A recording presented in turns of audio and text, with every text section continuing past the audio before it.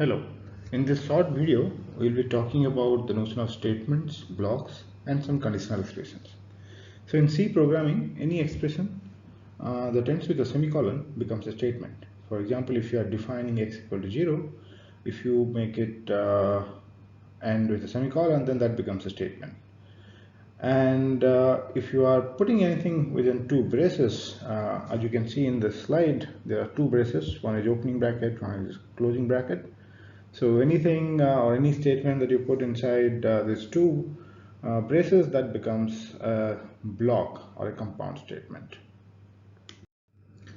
So with that, let's look at into a small conditional expression and how it gets executed in C programming. So there are two new statements that you can see in your slide. One is the if statement and another the else statement. So here we are executing statements depending on the outcome of an expression.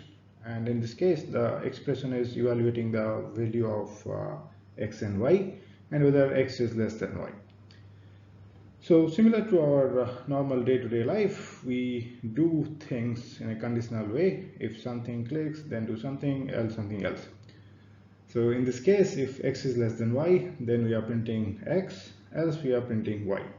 The way it gets executed is if x is less than y, then that expression returns true or 1, then the printf followed by if gets executed.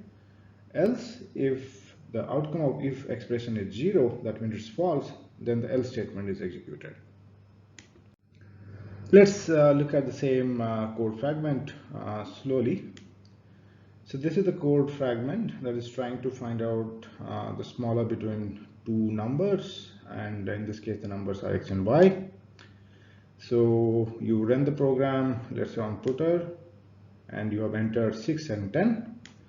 Now at this stage the value of x is 6, value of y is 10, and you are just entering into the if condition. So the if condition evaluates this particular x and y value and found out that 6 is in fact less than 10, so the condition is true. So that's why the print statement followed by if is executed, and once it is done, it comes out of the if statement itself. There is no need to execute the else statement, because else statement will be executed if the if condition is false. And finally you are out of the program, because that's the end of the block that we have written inside the main function. So the simple if and else statement can be made multiple if and else if statements. So this is just the next level in terms of conditional expressions. So instead of just if and else, you put if, else if, and multiple else if you want, and then finally an else statement. So the way it gets executed is, first you evaluate an expression. If that expression is true, then the statement 1 will be executed.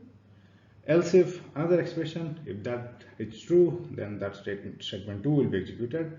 And similarly, let's say there are k number of else if statements. So depending on the outcome of the expression, one of them will be executed.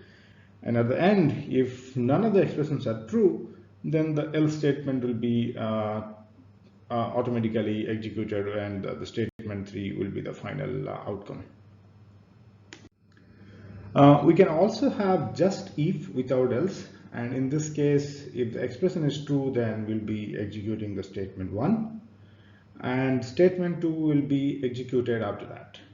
Okay, so this is a pretty simple conditional expression. You may need to use it depending on the context, and so the takeaway is no need to put else if and else statement all the time.